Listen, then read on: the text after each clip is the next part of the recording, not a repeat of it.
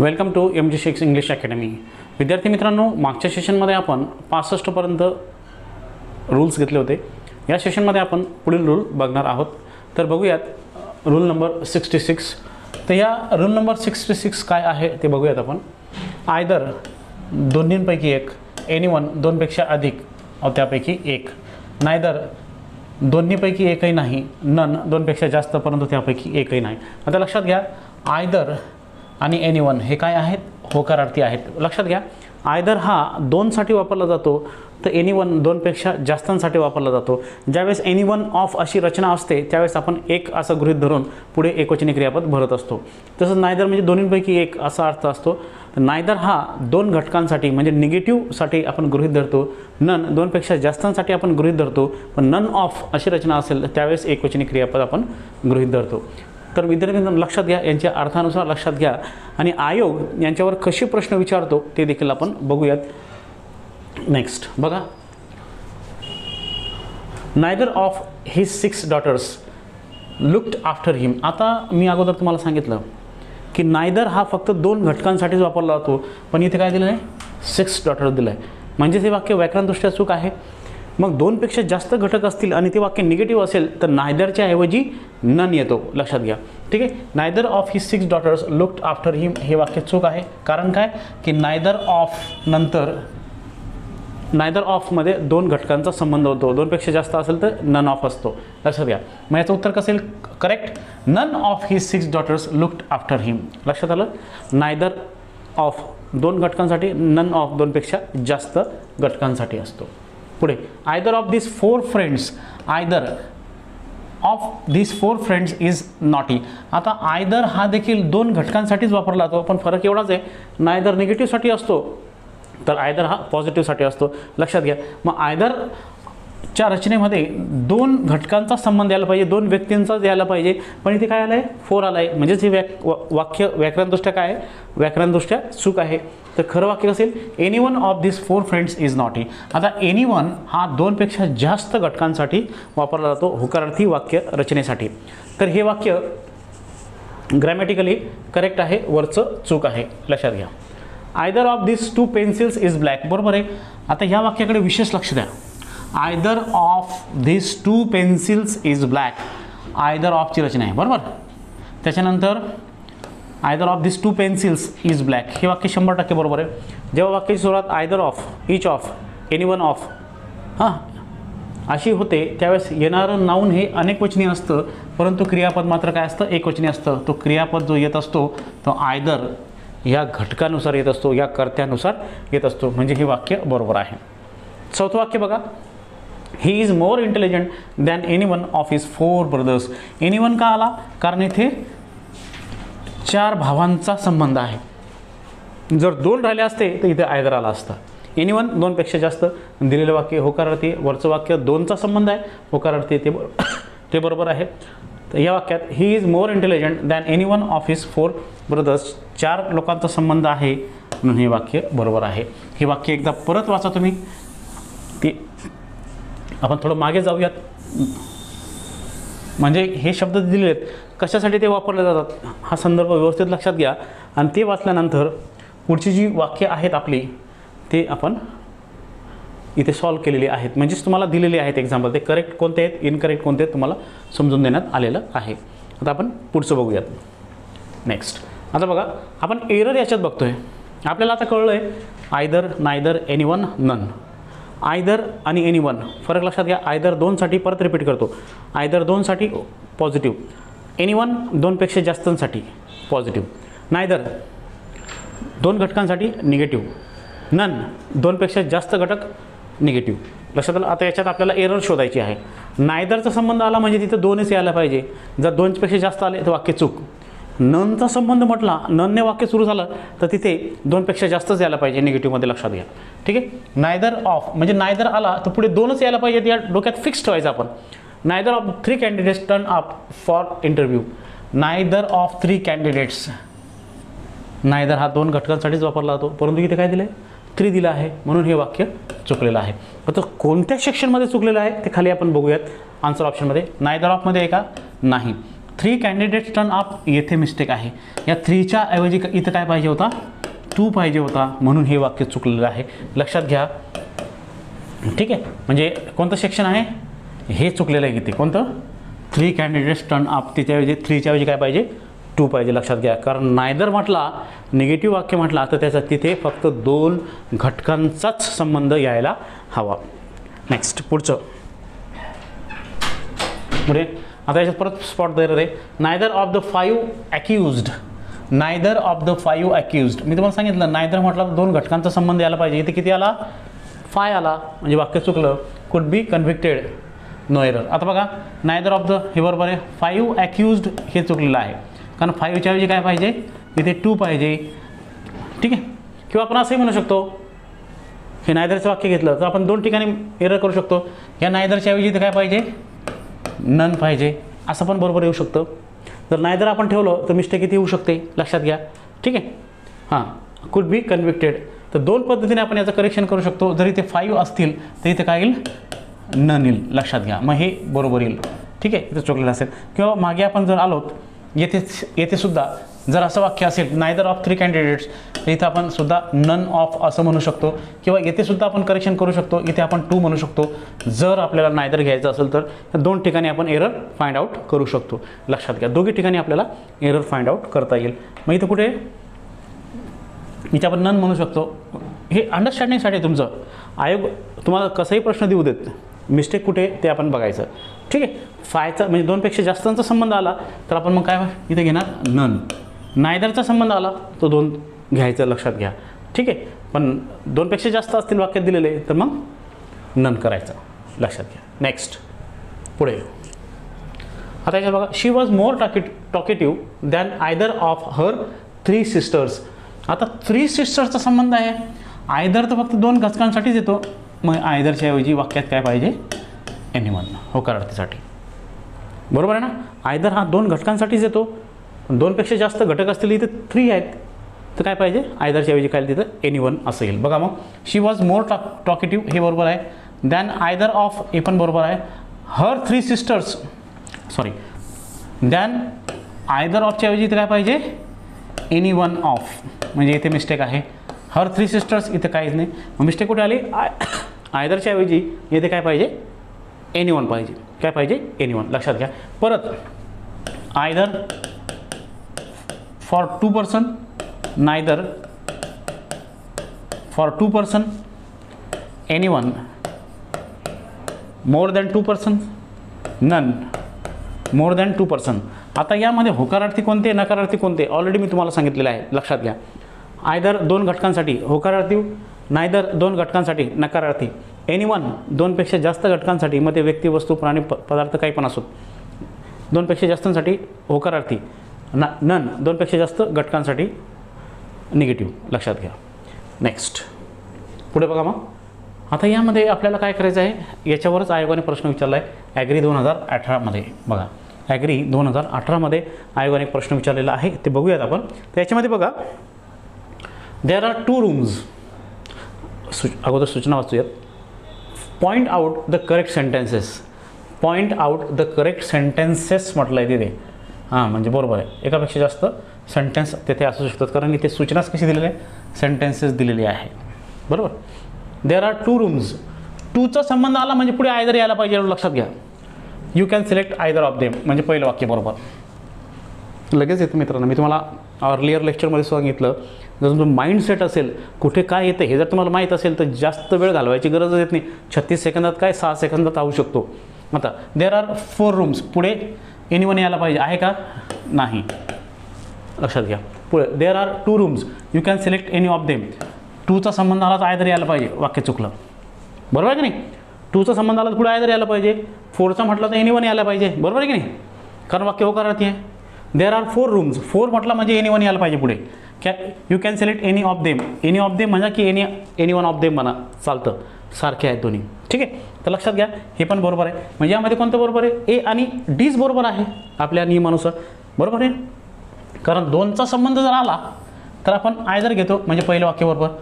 4चा संबंध आला तर आपण काय घेतो, एनी किंवा एनी वन घेणार, इथं आयदर आहे, वाक्य चुकलं. देअर आर 2 रूम्स, 2चा संबंध आला, इथं आयदर यायला पाहिजे, पण इथे एनी आलाय म्हणून चुकला. There are 4 rooms, you can select any of them, हे वाक्य बरोबर आहे. 4चा संबंध आला, एनी वन ऑफ बरोबर आहे किंवा एनी ऑफ बरोबर आहे. म्हणजे लक्षात आलं, इमिजिएट आपल्याला लक्षात येतं. त्या ट्रिक्सनुसार तुम्ही जर सोडवलं की हे आलं तर ते येतं, ते आलं तर ते येईल, या पद्धतीने जर लक्षात ठेवलं तर आपलं प्रश्न चुकतच नाही. मग याचं उत्तर काय आलं, ए आणि डी. आता आन्सर ऑप्शनमध्ये बघूयात आपण ए आणि डी कुठे आहेत. आन्सर ऑप्शनमध्ये ए आणि डी आहे 4 नंबरला, म्हणून याचं उत्तर आलं 4. लक्षात घ्या. नेक्स्ट पुढे रूल नंबर 67. एकाच व्यक्ती किंवा वस्तूच्या गुणांची किंवा अवगुणांची तुलना करायची असेल तर पहिल्या ॲडजेक्टिव्ह आधी मोर लावून कंपॅरेटिव्ह डिग्री बनवली जाते.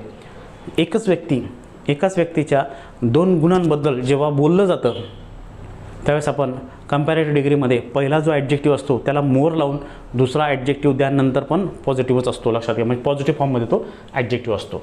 लक्षात घ्या. ठीक आहे. आता याच्यात बघा, आय एम मोर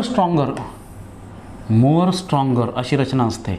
एकतर आपण स्ट्रॉंगर म्हणू शकतो किंवा मोर स्ट्रॉंग म्हणू शकतो, पण आपला नियम काय म्हणतो, जेव्हा आपण एकाच व्यक्ती किंवा वस्तूच्या गुणांची किंवा अवगुणांची तुलना करायची असेल, म्हणजे एकाच व्यक्तीचे जर अनेक गुण असतील तर त्यावेळेस रचना काय असेल, इथं काय म्हटलं आहे, कंपॅरेटिव्ह म्हटलं म्हणजे 2 असतो, सुपरलेटिव्ह म्हटला म्हणजे 2 पेक्षा जास्त असतो, हे पण लक्षात घ्या. ठीक आहे. मग याच्यात बघा, एकाच व्यक्ती किंवा वस्तूच्या गुणांची किंवा अवगुणांची तुलना करायची असेल तर पहिल्या ॲडजेक्टिव्ह आधी मोर लावून कंपॅरेटिव्ह डिग्री बनवली जाते. अवगुण म्हणजे काय, बॅड क्वालिटीज. लक्षात घ्या. I am more stronger than intelligent अशी रचना येणार नाही, कारण हे एकच व्यक्तीचे 2 गुण आहेत. कोणतं, स्ट्रॉंगर आणि intelligent. Strong and intelligent, more strong and intelligent असं पाहिजे. म्हणजे याचा अर्थ असा आहे, I am more strong than intelligent. आपला नियम काय म्हणतो, पहिल्या ॲडजेक्टिव्हच्या आधी मोर लावून त्यानंतर दुसरा ॲडजेक्टिव्ह. दुसरा ॲडजेक्टिव्ह देखील काय यायला पाहिजे, पॉझिटिव्ह ॲडजेक्टिव्ह यायला पाहिजे. लक्षात घ्या. आता काही विद्यार्थी सर इथं मोर येणार नाही, काहीच गरज नाही, सुरुवातीला आला म्हणजे याला अप्लाय होतो. लक्षात घ्या. या सेन्समध्ये म्हणजे वाक्य कसं येईल, या पद्धतीने येईल.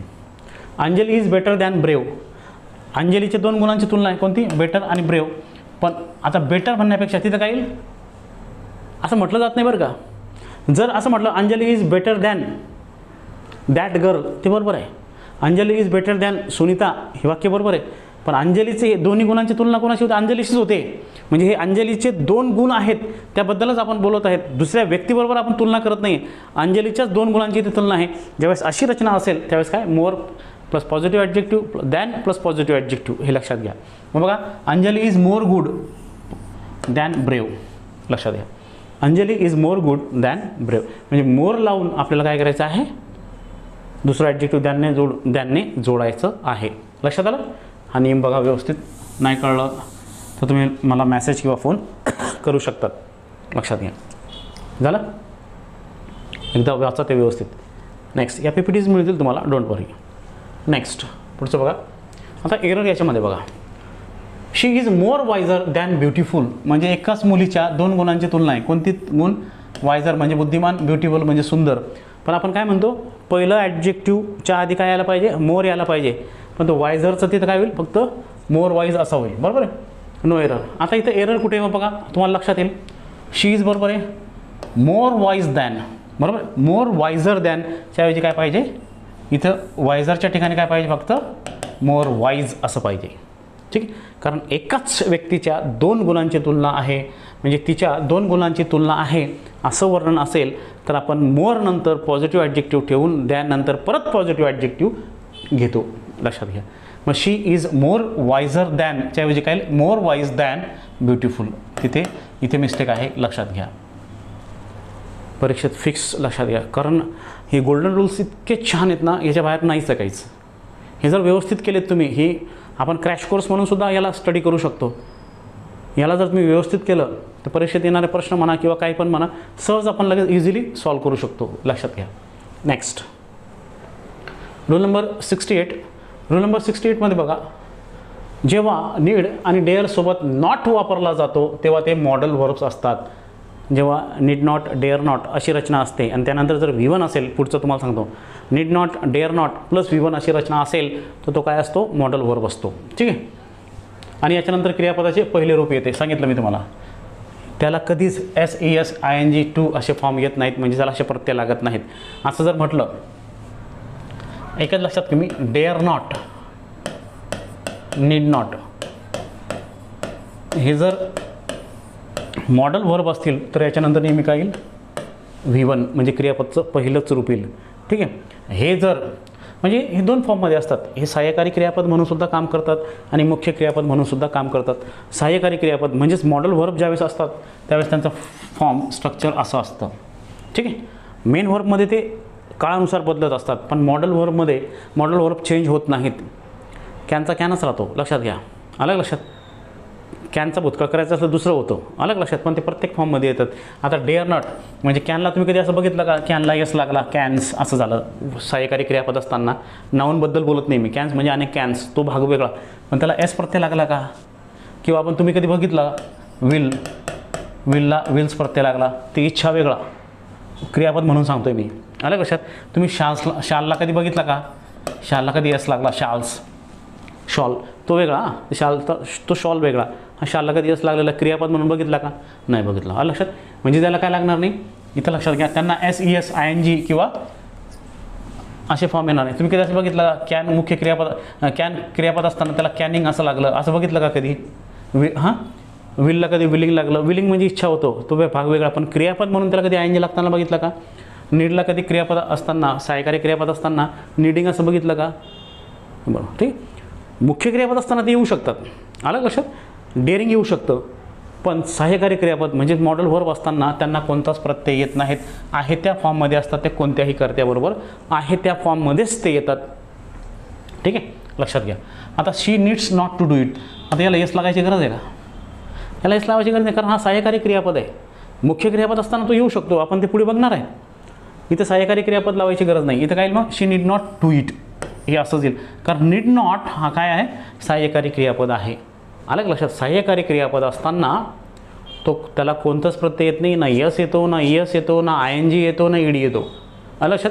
मुख्य क्रिया त्याचे रोल वेगळे आहेत. मुख्य क्रियापद असताना येतं, पण सहाय्यकारी क्रियापद असताना तो फक्त नीड नॉट आणि डेअर नॉट याच फॉर्ममध्ये असतो, त्याला कोणताच प्रत्यय लागत नाही. विद्यार्थ्यांनी याची नोंद घ्यावी. कधी कधी आयोग तुम्हाला ओळखायला देतो याच्यात नीड नॉट म्हणजे मुख्य क्रियापद आहे की सहाय्यकारी क्रियापद आहे, म्हणजे whether auxiliary verb or main verb you have to identify. म्हणजे अशा पद्धतीने आपल्याला ओळखायला देतो आयोग आणि याला विचारतो की दिलेल्या प्रश्नामध्ये नीड नॉट हा सहाय्यकारी क्रियापद आहे की मुख्य क्रियापद आहे असे म्हणून विचारतो. डेअर नॉटचं देतो. म्हणजे आपल्याला जर आपलं स्ट्रक्चर प्रॉपर माहीत राहत असेल तर आपलं उत्तर चुकण्याची शक्यता अजिबात नसते. अलग लक्षात. म्हणजे लक्षात घ्या की याच्यात महत्त्वाचं काय आहे की तुम्हाला एकच लक्षात ठेवायचं आहे की सहाय्यकारी क्रियापद असताना काय त्यांना कोणताच प्रत्यय येणार नाही. नीड नॉट, डेअर नॉट याच फॉर्ममध्ये येणार. हां, ते मुख्य क्रियापद असताना ते कोणत्याही फॉर्ममध्ये येऊ शकतात. लक्षात घ्या. आता इथे बघा, he dare not to go there. आता इथे पण बघा, ही डेअर नॉट पण आहे, इथपर्यंत बरोबर आहे. मी काय सांगितलं इथं काय चुकलं आहे, एक महत्त्वाची गोष्ट, त्यांच्यानंतर कोणतंच फॉर्म येत नाही, बरोबर आहे. तसेच त्यांच्या आधी काय येत नाही, त्यांच्यानंतर 2+V1 म्हणजे इन्फिनिटिव्ह देखील येत नाही. म्हणजे मॉडल ऑक्झिलरी नंतर कधीही इन्फिनिटिव्ह येत नाही, क्रियापदचं मूळ रूप येत नाही, V1 येतो, बरोबर आहे. हे dare not to go there हे चूक आहे. हे टू इथे नाही येणार, लक्षात घ्या. इन्फिनिटिव्ह नाही येत, प्लेन व्हर्ब येतो, लक्षात घ्या. ही डेअर नॉट गो देअर. या स्ट्रक्चर व्यवस्थित लक्षात घ्या. ठीक आहे. जर तुम्हाला हे वाक्य असं राहिलं असतं, she need not to go there असं जर तुम्हाला वाक्य सांगितलं तर हे वाक्य चूक आहे. का? कारण हा टू गो म्हणजे हा इन्फिनिटिव्ह आहे आणि मॉडल व्हर्ब नंतर कितीही मॉडल व्हर्ब असतील, शाल, should, will, would, can, could, may, might, must, need not, dare not, ought to, use to याच्यानंतर काय येईल, V1 येईल, इन्फिनिटिव्ह येणार नाही, लक्षात घ्या. ठीक आहे. तर सगळ्यात महत्त्वाची गोष्ट ती आहे. हे लक्षात आलं. मग हे समजून घ्या. नेक्स्ट फॉर एक्झाम्पल बघा, he need not have shouted at me that way, no error. आता मी तुम्हाला सांगितलं की त्यांना यस प्रत्यय येत नाही, ES प्रत्यय येत नाही, कारण नॉट आहे ना त्याच्यासोबत असताना ते कोणत्या फॉर्ममध्ये येतात, नीड नॉट. ही जरी करता असेल तो काय घेईल, नीड नॉटच येणार, बरोबर आहे. हां, तो मुख्य क्रियापद असताना तो घेऊ शकतो काही पण. यात इथे फक्त सहाय्यकारी क्रिया म्हणजे मॉडल व्हर्बचा संबंध आहे. मुख्य क्रियापद आपण याच्यात अजून घेतलं नाही, याचं लक्षात घ्या.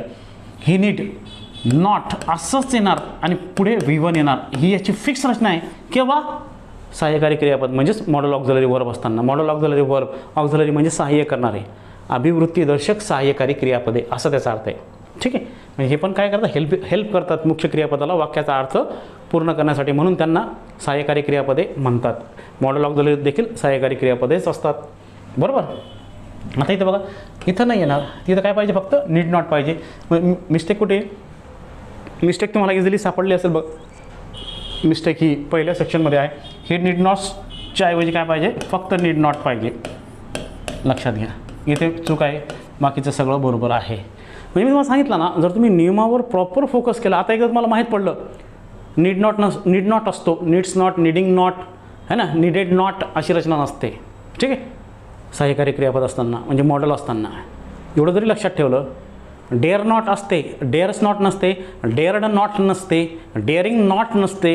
हे जर फिक्स तुम्हाला माहीत पडलं तर पुढच्या वेळेस तुम्हाला वाक्यही ते वाचताना गोड वाटत नाही. लक्षात घ्या.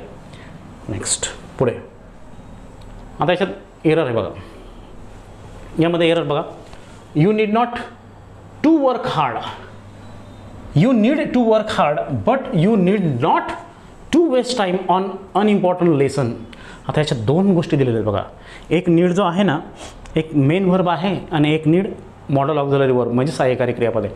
आता बघा, you need to work hard, you need to work hard. पहिली गोष्ट, नीड जेव्हा मुख्य क्रियापद म्हणून येतो, लक्षात घ्या इथे एक्सप्लेनेशन. आता मी एक काम करतो, इथं पेज वाढवतो जरा. किती नंबर आहे, 30 नंबर आहे.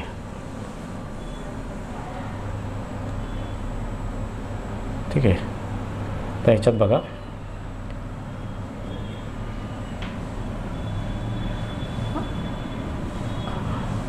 आता इथे बघा,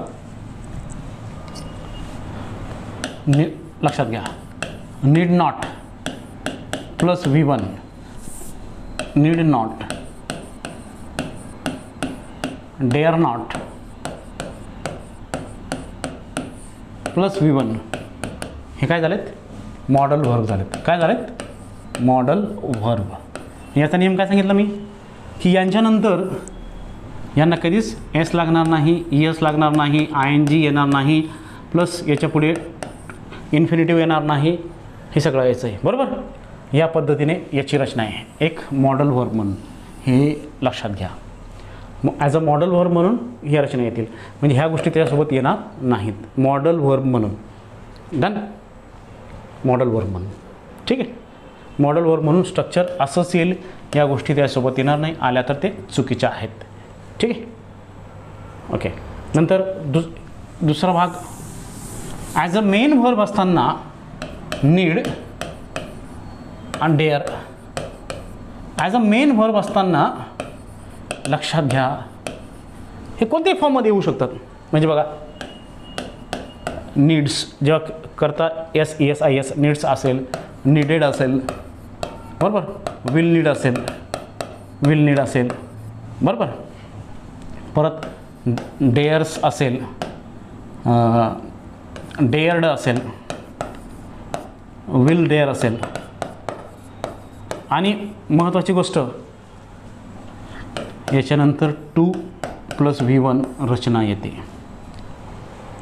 आलं लक्षात, 2 + V1 रचना येते. आणि मॉडेल असताना फक्त V1 येतं, नीड नॉट, डेअर नॉटच असतं. हा फरक आहे विद्यार्थी मित्रांनो, लक्षात घ्या. मुख्य क्रियापद असताना आणि सहाय्यकारी क्रियापद असताना. मुख्य क्रियापद असताना डेअर, नीड कोणत्याही फॉर्ममध्ये येऊ शकतात. म्हणजे ते बघा, साध्या वर्तमान काळात येऊ शकतात, साध्या भूतकाळात येऊ शकतात, साध्या भविष्यकाळात येऊ शकतात. आणि त्याच्यानंतर क्रियापदाआधी टू देखील येऊ शकतो, म्हणजे इन्फिनिटिव्ह वापरला जातो, परंतु मॉडेल असताना वापरला जात नाही. हा दोघांमध्ये फरक आहे. हा काय आहे, हा दोघांमध्ये फरक आहे, मेन व्हर्ब असताना आणि ऑक्झिलरी व्हर्ब असताना. अशी अपेक्षा करतो हा मुद्दा तुम्हाला व्यवस्थित कळला असेल. फरक काय आहे दोघांमध्ये लक्षात घ्या. ठीक आहे, नेक्स्ट. आता इथे बघा, आपण हे बघत होतो, you need not to work hard. आता हा जो नीड आहे हा काय आहे, you need to work hard, हा मेन व्हर्ब आहे. पहिली गोष्ट, हा काय आहे, मेन व्हर्ब आहे. मग बघा, मग त्याच्या आधी काय आला, टू आला, V1 आला, बरोबर.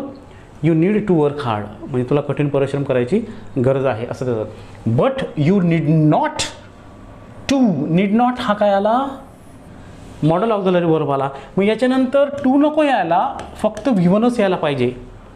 बरोबर आहे का नाही, V1च यायला पाहिजे, टूची गरज नाही. म्हणजे हा इथं टू चुकला, म्हणजे हा सी सेक्शन याचा काय झाला, चुकला. Waste time on unimportant lesson, no error. आता याच्यात महत्त्वाचं बघा, you need to work hard, पहिलं सेक्शन बरोबर. बट यू नीड नॉट हा सेक्शन पण बरोबर. टू वेस्ट टाईम, इथं टू नको, फक्त waste time on unimportant lessons, हा भाग चुकला आहे. का, कारण नीड नॉट जेव्हा मॉडल ऑक्झिलरी असतो तेव्हा त्यासोबत इन्फिनिटिव्ह येत नाही. 2+V1 अशी रचना येत नाही, फक्त V1 अशी रचना येते. विद्यार्थ्यांनी याची नोंद घ्यावी. बघा, या गोष्टी जर तुम्हाला प्रॉपर माहीत असतील ना, तर तुमचं आन्सर चुकण्याचं कारणच नाही. पण ह्या गोष्टींचा दुर्लक्ष करून आपण फक्त वाचत असतो, त्याची प्रॉपर प्रॅक्टिस करत नसतो. या पद्धतीने जर तुम्ही प्रॅक्टिस करत गेलेत, मला नाही वाटत तुमचं उत्तर चुकेल. 36 सेकंद काय, मी तर म्हणतो 20 सेकंदात तुम्ही उत्तर काढेल. It's my guarantee. लक्षात, मग लक्ष द्या.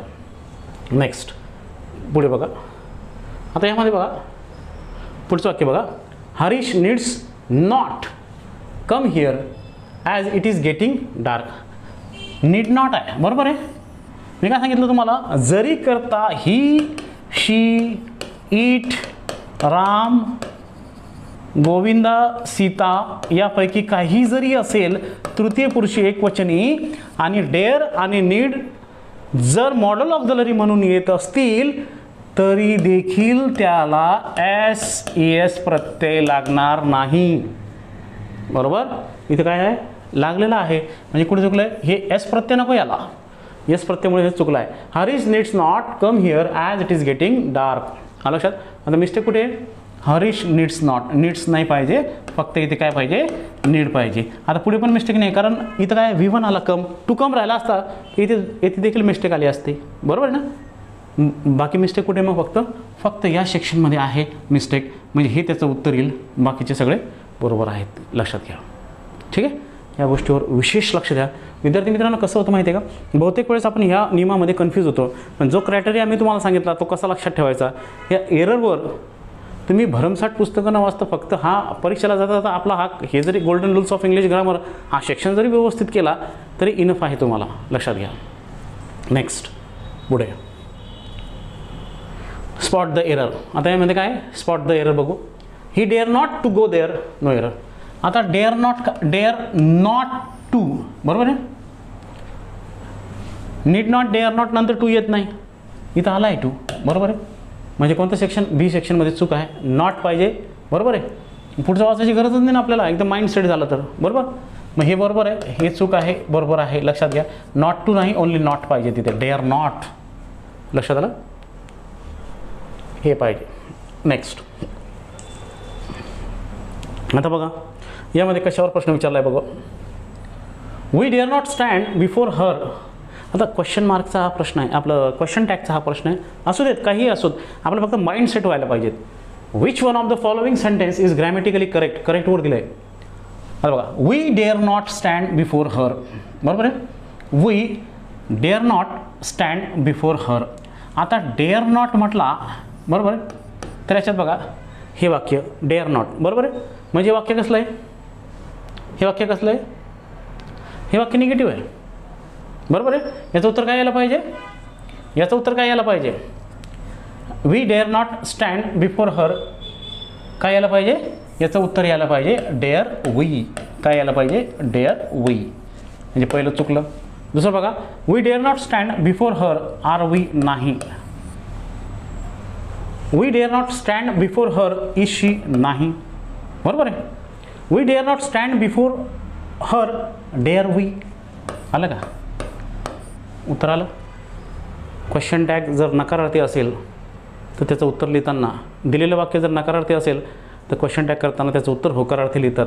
या रचनेनुसार पर्याय क्रमांक 4 बरोबर आहे का बघा. बाकीच्यांमध्ये काय झालं आहे, इथं निगेटिव्हचं निगेटिव्ह दिलं म्हणून वाक्य चुकलं. इथे कर्ता क्रियापद वेगळा आहे, इथं वेगळं दिलं, बरोबर आहे. कर्ता वेगळा, क्रियापद वेगळं आहे, कर्ता बरोबर दिलेला आहे म्हणून ते चुकलं आहे. We dare not stand before her, इथं कर्ता क्रियापद दोन्ही चुकवलेले आहेत. चौथ्या वाक्यात कर्ता क्रियापद दोन्ही बरोबर आहेत, वाक्य नकारार्थी आहे, क्वेश्चन टॅग होकारार्थी आहे, म्हणून हे वाक्य 100% बरोबर. नेक्स्ट आलं. म्हणजे हे तुम्हाला जरी माहीत राहिलं त्याच्यातलं कर्ता काय आहे. क्वेश्चन टॅगमध्ये काय करतो आपण, कर्ता आणि सहाय्यकारी क्रियापद ह्या दोनच गोष्टी महत्त्वाच्या आहेत. जर सहाय्यकारी क्रियापद नसेल तर मुख्य क्रियापदाकडे वळायचं. असं फक्त दोनच काळात घडतं. कोणतं, सिम्पल प्रेझेंट आणि सिम्पल पास्ट ह्या दोनच काळात सहाय्यकारी क्रियापदे नाही आहेत. मग आपण काळाच्या टेन्सनुसार त्याचं सिम्पल प्रेझेंट म्हणजे ही शी इट करता असेल तर आपण डज घेतो, बरोबर आहे. मग बाकी डू केव्हा घेतो, ही शी इट सोडून आपण डू घेतो. डीड तर सगळ्यांनाच येतं, सगळ्या करताना सिम्पल पास्टमध्ये, लक्षात घ्या. हा जो महत्त्वाचा भाग आहे, ठीक आहे, हे लक्षात आलं. हे उत्तर त्याचं 4 आलं. नेक्स्ट पुढे राज्यसेवा 2019ला प्रश्न आला आहे बघा. Choose the modal auxiliary for the underline words in the following sentence. आता बघा मॉडल ऑक्झिलरी दिले याच्यामध्ये, कोणतं बरोबर आहे ते ओळखायला सांगितलं आपल्याला. It was not necessary for me to buy it. It was not necessary for me to buy it. आता बघा वाक्याचा काळ काय आहे, भूतकाळ आहे. म्हणजेच एक गोष्ट नेहमी लक्षात ठेवायची मित्रांनो, ज्या सेन्समध्ये वाक्य दिलेलं असेल आपलं उत्तर त्याच सेन्समध्ये यायला पाहिजे, लक्षात घ्या, ठीक आहे. आणि सगळ्यात महत्त्वाचं हे जो दिलेला सेंटेन्स जो होता,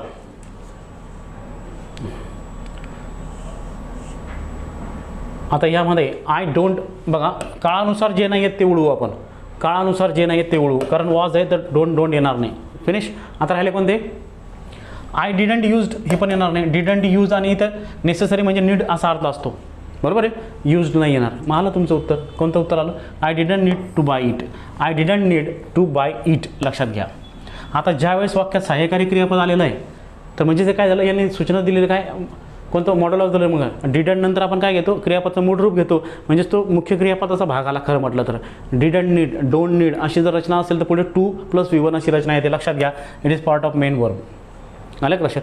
सहाय्यकारी क्रियापद असेल म्हणजे नकारार्थी असेल किंवा प्रश्नार्थी असेल त्यावेळेस आपण टू घेतो पुढे, लक्षात घ्या, ठीक आहे. मग त्याचं हे उत्तर येईल.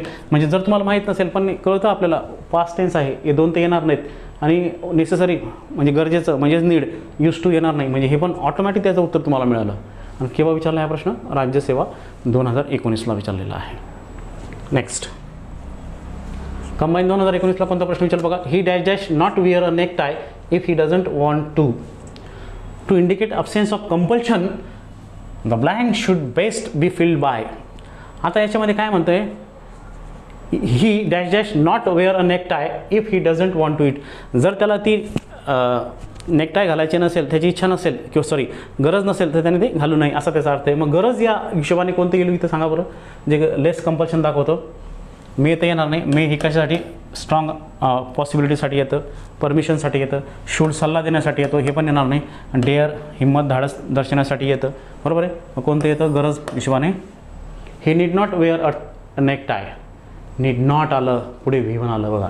टू आहे का, नाही आहे. He need not wear a neck tie if he doesn't want to it. त्याने ते नेकटाय घालू नये जर त्याला जर इच्छा नसेल ती घालायची तर, असा त्याचा अर्थ आहे, ठीक आहे. म्हणून त्याचं उत्तर येईल 4. एकच प्रॉपर ऑप्शन आहे, बरोबर.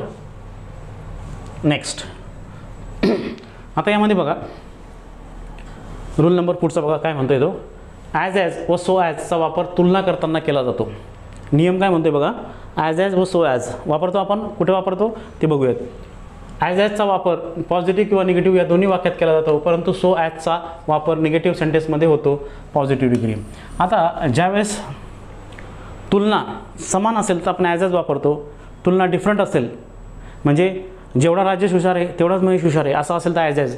राजेश हा महेशपेक्षा जास्त हुशार आहे तर आपण नॉट सो ॲज अशी रचना वापरतो, लक्षात घ्या. ते बघूयात आपण. म्हणजे याच्यामध्ये काय बघा, पॉझिटिव्ह डिग्रीमध्ये ॲज ॲज केव्हा होकारार्थी वाक्यात, नॉट सो ॲज केव्हा नकारार्थी वाक्यात.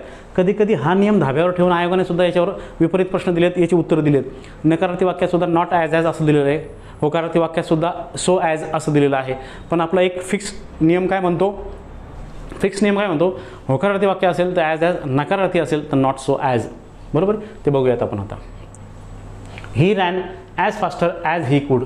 ही ran as faster as he could. विद्यार्थी मित्रांनो ह्या नियमाकडे व्यवस्थित लक्ष द्या. ॲज डॅश डॅश ॲज म्हटला तर तुमच्या डोक्यात येथे पॉझिटिव्हच ॲडजेक्टिव्ह पाहिजे. म्हणजे इथे काय पाहिजे, फास्ट पाहिजे, फास्टर चालणार नाही. आता काही जोड्या सांगतो तुम्हाला. त्यानंतर एनी अदर आला पाहिजे. वाक्य एक मी घेतो ते कोरं पेज करून घेतो मी, ते सगळं तुम्हाला सांगतो. म्हणजे एक शिकवताना बाकीचा कसा डिग्रीचा संदर्भ येतो तेही तुम्हाला सांगतो, लक्षात घ्या. हां, झालं. He ran as fast as he could. लक्षात आलं. आपण या सेक्शनकडे लक्षात आहे. कंपॅरिझन. ॲज फास्टर ॲज असं येत नाही, ॲज फास्टेस्ट ॲज असं पण येत नाही, ॲज मोर फास्ट ॲज असं देखील येत नाही. ठीक आहे. मग लक्षात घ्या काय गेली इथे, ॲज फास्ट ॲज अशी रचना केली. He is better as you. He is as better as you. आता इथं ॲज बेटर ॲज अशी रचना येते, ॲज गुड ॲज किंवा ॲज वेल ॲज येतं, बरोबर ना. ॲज गुड ॲज किंवा ॲज वेल ॲज येतं. लक्षात घ्या.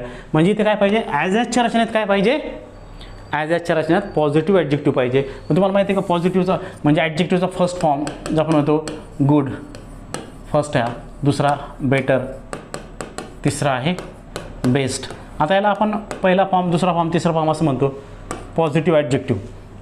म्हणजे ॲजच्यासोबत पॉझिटिव्ह ॲडजेक्टिव्ह पाहिजे, कंपॅरेटिव्ह ॲडजेक्टिव्ह आणि सुपरलेटिव्ह ॲडजेक्टिव्ह. लक्षात घ्या. ह्यांचे नावं लक्षात घ्या, यांना काय म्हणतात. फर्स्ट टू थर्ड असं म्हटलं, फर्स्ट म्हटलं तर पॉझिटिव्ह, सेकंड म्हटलं तर कंपॅरेटिव्ह, थर्ड म्हटलं तर सुपरलेटिव्ह. मग ॲजसोबत काय यायला पाहिजे, ॲजसोबत काय यायला पाहिजे, ॲजसोबत पॉझिटिव्ह ॲडजेक्टिव्ह यायला पाहिजे. लक्षात घ्या. एकदा हे व्यवस्थित वाचा म्हणजे तुमच्या लक्षात येईल. ठीक आहे.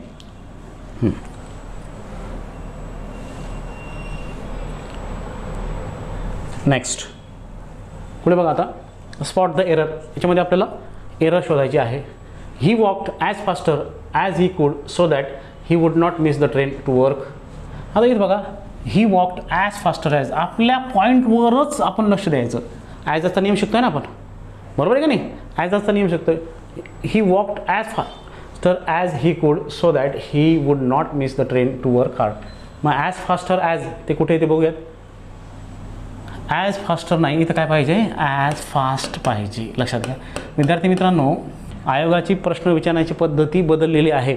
आयोग असं सरळ विचारत नाही, फक्त फिरून विचारतो. लक्षात घ्या. सगळं काही तेच असतं, नियम कुठे बदलत नाहीत, तेच असतात, वाक्यरचना काही बदलत नाही, तेच असतात.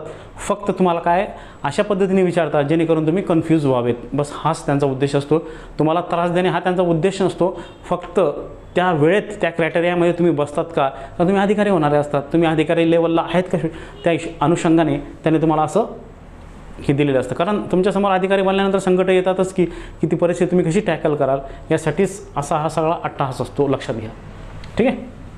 पुढचं बघा. ही वॉक्ड ॲज फास्टरच्या ऐवजी काय पाहिजे, ॲज फास्ट पाहिजे, ॲज ए कुड.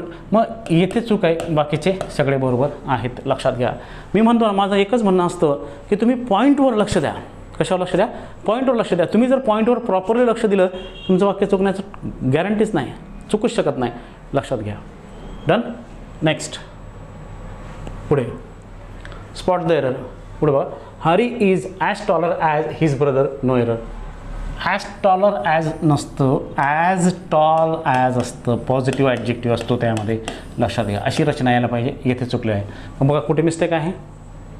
Hari is as taller as his brother, फक्त इथं बीमध्ये चुकलं आहे. लक्षात घ्या.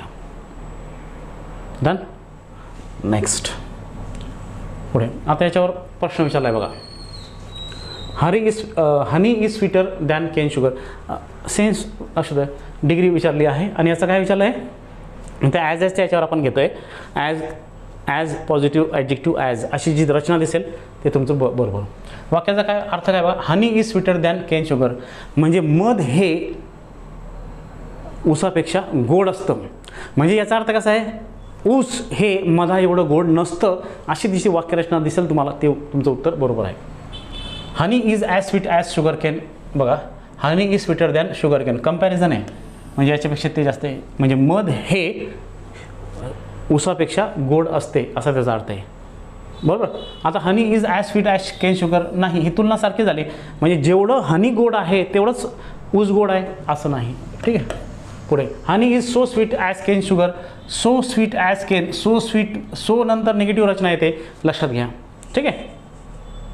मग हे देखील चुकलं. म्हणजे कसं यायला पाहिजे, की ऊस हा मधा इतका गोड नाही अशी रचना दिसेल, ते त्याचं उत्तर. Cane sugar is not as sweet as honey, हे वाक्य बरोबर आहे. बघा, पण जर आयोगाने इथे जर सो दिला असता तर जास्त बेटर राहिलं असतं, की आपण म्हणतो निगेटिव्हसाठी नॉट सो ॲज, पॉझिटिव्हसाठी ॲज अशी रचना असते. पण मी तुम्हाला सांगितलं ना, कधी कधी नियम धाब्यावर बसून असाही प्रकार दिला जातो. हे पण काही चुकीचं नाही, हे पण चालतं, लक्षात असू द्या. ठीक आहे, आपण लक्षात घ्यायचं कसं आहे. पण नॉट सो ॲज तुलना काय दोघांमध्ये, याच्यापेक्षा तो श्रेष्ठ, त्याच्यापेक्षा तो श्रेष्ठ, त्याच्यापेक्षा तो गोड, त्याच्यापेक्षा तो कडू, असं आपण म्हणतो ना. त्याच्यापेक्षा तो लहान, त्याच्यापेक्षा तो मोठा, त्याच्यापेक्षा तो हुशार, त्याच्यापेक्षा तो मठ्ठ, अशी जर रचना असेल तर नॉट सो ॲज आहे. पण इथे इज नॉट ॲज अशी रचना दिली आहे. बघा, cane sugar is not as sweet as honey, हे उत्तर बरोबर आहे. Cane sugar is as sweet as honey हे सारखंच झालं. आलं का लक्षात? हे पण येणार नाही. मग कोणतं उत्तर आलं याचं? 3 नंबरचं उत्तर आलं मित्रांनो, लक्षात घ्या. मी तुम्हाला आधीच सांगितलं होतं की आयोगाने काय केलेलं आहे, नॉट सो ॲज ऐवजी ॲज नॉट ॲज असंही उत्तर दिलेलं आहे. असं चालतं, कारण त्या ऑप्शनमध्ये बसणारं एकच वाक्य आहे ते 3 नंबरचं निगेटिव्हचं, लक्षात घ्या. ठीक आहे, मग याचं उत्तर आलं 3. नेक्स्ट, आता राज्यसेवेला आणखी प्रश्न विचारलेले बघा. Change the sentence into positive degree. आता पॉझिटिव्ह डिग्री म्हटलं तर तुम्हाला लगेच लक्षात यायला पाहिजे ज्याची सुरुवात व्हेरी फ्यूने होते, ज्याची सुरुवात नो अदरने होते, ज्याच्यामध्ये ॲज असतो, ती पॉझिटिव्ह डिग्री असते. बघा मग आता सगळ्यात आधी आपल्याला दिलेली डिग्री कोणती ते बघूयात. Shakuntala is better than any other drama in Sanskrit. Shakuntala is better than any other drama in English. आता हे जे वाक्य आहे हे कंपॅरेटिव्ह डिग्रीज आहे, बरोबर.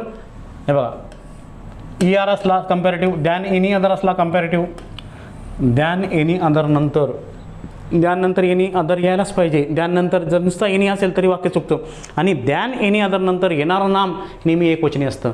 दॅन मोस्ट अदर नंतर येणारं नाम अनेकवचनी असतं, लक्षात घ्या. एकवचनी केव्हा? दॅन एनी अदर असेल तर एकवचनी, दॅन मेनी अदर किंवा दॅन मोस्ट अदर असेल तर अनेकवचनी नाम येतं, लक्षात घ्या. म्हणजे हे जे वाक्य आहे हे कंपॅरेटिव्ह डिग्रीज आहे. आता याच्यात बघा, Shakuntala is the best drama in Sanskrit, हे सुपरलेटिव्ह डिग्रीचं वाक्य आहे. पण आपल्याला काय सांगितलं आहे? पॉझिटिव्ह सांगितलं आहे. आपल्याला काय सांगितलं आहे? पॉझिटिव्ह. हे सुपरलेटिव्ह डिग्रीचं वाक्य आहे मित्रांनो, बरोबर. ज्या वाक्यामध्ये the EST, most, one of the, of all अशी रचना असेल ते सुपरलेटिव्ह डिग्रीचं वाक्य असतं मित्रांनो. झालं. पुढे बघा, Shakuntala is best drama of Sanskrit, हे वाक्य देखील सुपरलेटिव्ह डिग्रीचं आहे, परंतु इथे द पाहिजे होता म्हणून हे वाक्य चुकलं आहे, लक्षात घ्या. का चुकलं आहे ते तुम्हाला सांगतो. No other drama in Sanskrit is so good as Shakuntala. आता याच्यामध्ये कसं आहे, कंपॅरिझन नाही आहे. हे काय, जी डिग्री दिलेली आहे दॅन एनी अदर ड्रामा जर म्हटलं तर काय केलं आहे, म्हणजे जे 2 याच्यामध्ये डायरेक्ट नाही, दॅन एनी अदर म्हटला तर 2पेक्षा तो हे तो येतो.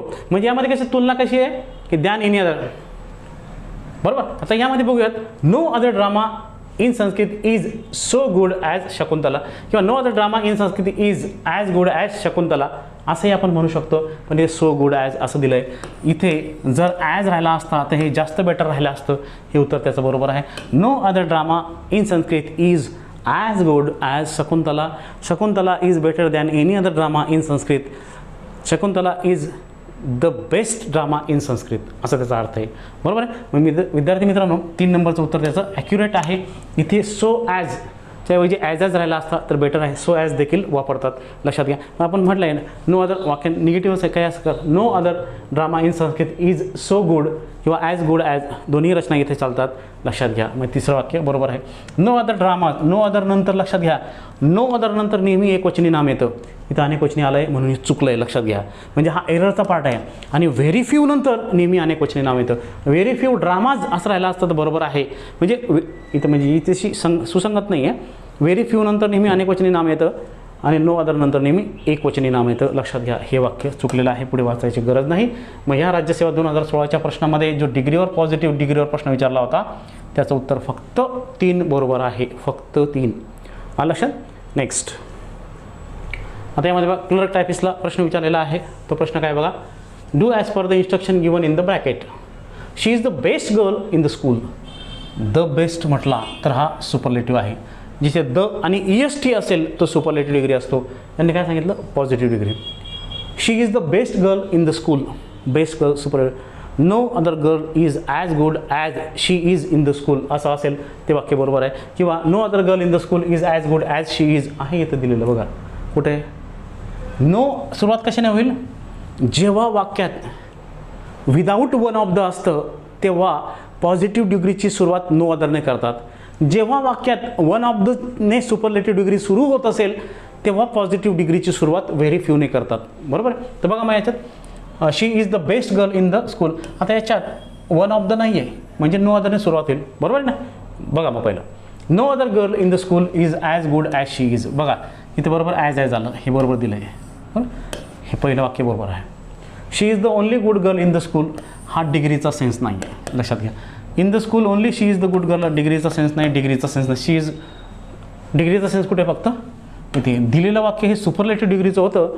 आणि ज्यावेळेस सुपरलेटिव्ह डिग्रीमध्ये द प्लस EST मोस्ट अशी रचना असेल त्यावेळेस वाक्य सुरुवात कशाने होतं, नो अदरने. आणि ज्यावेळेस सुपरलेटिव्ह डिग्रीमध्ये वन ऑफ दची रचना असेल त्यावेळेस पॉझिटिव्ह डिग्री सुरुवात होते व्हेरी फ्यूने. याची नोंद विद्यार्थ्यांनी घ्यावं. मग हा जो प्रश्न विचारला होता त्याचं उत्तर आलं 1. नेक्स्ट पुढे आता रूल नंबर 70 यामध्ये बघा. यामध्ये रूल नंबर जो 70 आहे तो काय बघा, जेव्हा एका विशेष नामाची तुलना दुसऱ्या विशेष नामासोबत होत असेल तर तुलना झालेल्या विशेष नामाआधी द हे आर्टिकल वापरतात व तुलना झालेले विशेष नाम सामान्य नाम बनते.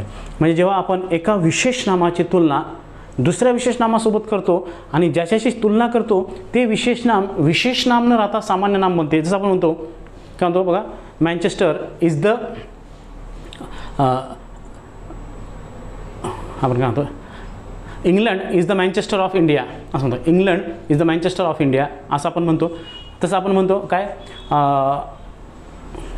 Mahatma Phule is the George Washington of India. Shakespeare आपण म्हणतो Tulsidas is the Shakespeare of India असं आपण म्हणतो. ठीक आहे. या पद्धतीने म्हणजे जी तुलना आपण करतो त्या तुलनेमध्ये म्हणजे जेव्हा एका विशेष नामाची तुलना आपण दुसऱ्या विशेष नामासोबत करतो तेव्हा येणारं दुसऱ्या नामासोबतच्या आधी आपण काय वापरतो, द हे आर्टिकल वापरतो, लक्षात घ्या. आता एक फॉर एक्झाम्पल बघा, मग Surdas is the Milton of India. इथं वाक्य दिले आहेत, Surdas is the Milton of India. आता द मिल्टन म्हटलं आहे. आता द मिल्टन इथे काय झाला, कॉमन नाऊन झाला, बरोबर आहे. पुढे Kalidas is the Shakespeare of India, the Shakespeare म्हटलं आहे. मी इथं द शेक्सपियर काय झाला, कॉमन नाऊन झाला. Udaipur is the Kashmir of Rajasthan. आता हा जो द काश्मीर आहे हा काय झाला, कॉमन नाऊन झाला. विद्यार्थी मित्रांनो लक्षात घ्या, अशाच परीक्षेत आपल्याला रिकाम्या जागा भरा म्हणून दिलं जातं. लक्षात आलं, रिकाम्या जागा भरा म्हणून आपल्याला परीक्षेत असं दिलं जातं. नेक्स्ट पुढे आता फॉर एक्झाम्पल बघा, Kalidas is Shakespeare of India. आता काहीतरी मिसिंग आहे. जेव्हा एका विशेष नामाची तुलना दुसऱ्या विशेष नामासोबत होत असेल ज्याच्याशी तुलना होते त्या विशेष नामाच्या आधी आपण द हे आर्टिकल वापरतो. म्हणजे इथे द हे आर्टिकल काय आहे, मिसिंग आहे, ते आपल्याला घ्यावं लागेल. मग एरर कुठे आली, बी मध्ये आली ना. कालिदास इज द शेक्सपियर असं पाहिजे शेक्सपियरच्या आधी, म्हणजे इथे चुकलं आहे, बाकीचं सगळं बरोबर आहे. लक्षात आलं. असंच तुम्हाला चुकवलं जातं परीक्षेत. म्हणजे चुकीचं वाक्य तुम्हाला देतात, मग ते आपल्याला रेक्टिफाय करून लिहावं लागतं. नेक्स्ट STI 2016 विचारले बघा, identify the sentence containing correctly used article. This man is a second Newton. This man is a second Newton. बरोबर हे वाक्य, अ सेकंड न्यूटन. धिस मॅन म्हणजे इथं काय केली आहे, फक्त गुणांची तुलना केली आहे. हा म्हणजे न्यूटनसारखाच हा व्यक्ती आहे, म्हणजे न्यूटन नाही बरं, न्यूटनसारखा गुण असलेला हा व्यक्ती आहे, हे बरोबर आहे. ज्यावेळेस गुणांची तुलना आपण करतो आपण म्हणता ही इज ए शेक्सपियर, म्हणजे तो शेक्सपियरसारखा कवी व नाटककार आहे, परंतु शेक्सपियर नाही. ही इज ए खली. खली म्हणजे काय, खलीसारखा मजबूत पहिलवान, दणकट पहिलवान, बरोबर असा त्याचा अर्थ होतो. परंतु खली नाही. आलं लक्षात. या पद्धतीने ते आपल्याला लक्षात ठेवायचं आहे. पहिलं वाक्य बरोबर आहे. दुसरं वाक्य बघा, what kind of a flower is it. Kind of short of नंतर आर्टिकल येत नाही, हे वाक्य चुकलं आहे, बरोबर. He was a Napoleon of his age of the day अशी रचना असेल तर त्या प्रॉपर नाऊनच्या आधी द आर्टिकल येतं, ए नाही. लक्षात घ्या, प्रॉपर नाऊनच्या आधी काय येतं, द आर्टिकल येतं. केव्हा, of his age, of the day, of his time अशी रचना असेल तर प्रॉपर नाऊनच्या आधी द हे आर्टिकल येतं, कारण आपण त्याची पण तुलना करत असतो. लक्षात घ्या. पुढचं, अ फाल्सहुड इज ओडियस. फाल्सहुड हे अब्स्ट्रॅक्ट नाऊन आहे आणि अब्स्ट्रॅक्ट नाऊन जेव्हा सामान्य अर्थाने वापरलं जात असेल तेव्हा त्याआधी आर्टिकल येत नाही, म्हणून हे वाक्य देखील चुकलं. मग यामध्ये फक्त पहिलंच वाक्य बरोबर आहे, कोणतं, this man is a second Newton. आलं लक्षात, असं त्याचा अर्थ आहे. आपण म्हणतो Harish is a Newton. Harish हा काय आहे, न्यूटनसारखे गुण आहेत, शास्त्रज्ञ आहे वगैरे, परंतु न्यूटन नाही, असा त्याचा अर्थ होतो. दिलेल्या 4 पर्यायापैकी फक्त पहिला पर्याय बरोबर आहे. STI 2016ला तो प्रश्न विचारलेला होता. नेक्स्ट, आता स्पॉट द एररमध्ये बघा, हे परत आलं काय झालं वाटतं हे, येस. तर विद्यार्थी मित्रांनो या सेक्शनमध्ये म्हणजे आपण 66 ते 70 मध्ये 5 नियम घेतलेत. या सेक्शनमध्ये आपण सगळे जे रूल्स आहेत, जे इम्पॉर्टंट रूल्स ज्यांना आपण गोल्डन रूल्स असं नाव दिलेलं आहे, सगळे रूल्स आपण व्यवस्थित कव्हर केले. मला तुम्हाला एकच सांगणं आहे की ज्या वेळेस आपण तो नियम घेतो, की त्याच्यावर चर्चा करतो, त्याच्यावर एरर घेतो, आयोगाचे विचारलेले प्रश्न घेतो, त्याचा अर्थ काय, ते सरळ आपल्या डोक्यात बसतं. फक्त मी तुम्हाला सांगितलं सुरुवातीला नियम हा प्रकार असतो, नंतर ते आपलं माइंड सेट झाल्यानंतर ते आपल्याला व्यवस्थित कळतं. म्हणजे प्रश्न पाहिल्याबरोबर तुम्ही सांगू शकतात इथे मिस्टेक आहे, तिथे मिस्टेक आहे, वगैरे वगैरे वगैरे. लक्षात आलं. अशी अपेक्षा करतो हे लेक्चर तुम्हाला समजलं असेल. धन्यवाद.